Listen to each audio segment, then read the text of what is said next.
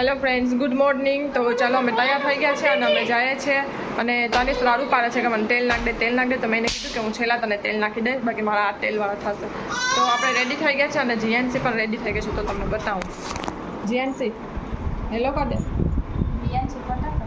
Hello કર દે. GNC નવું T shirt લીધું ને પહેર્યું.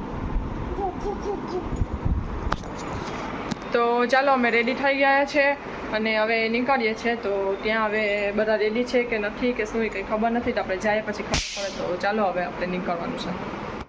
તો જો અમે બધા રેડી થઈ ગયા છે અને હું અહીંયા પાછળથી વિડીયો ઉતારું છું. હવે તમને આગળથી બતાવું.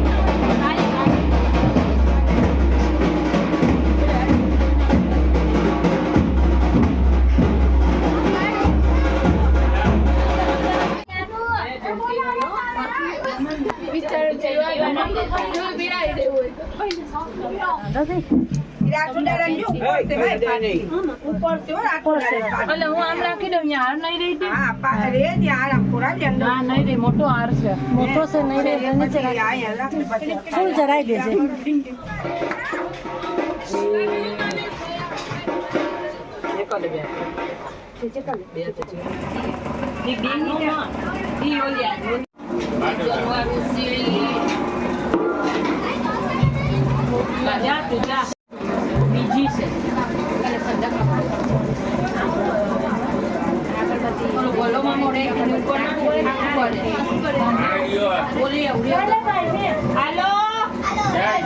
બીજી છે રોશની જીવી ઉપાડવાળી મેં ઉપાડ આ લોકોનો સામાન વધારે લાગે ને રોશની આપણે ગણપતિ નું ઘરે આ ઠાકરું જાનકી સીસી જોડાઈને દર્શન કરીને જલ લીધો.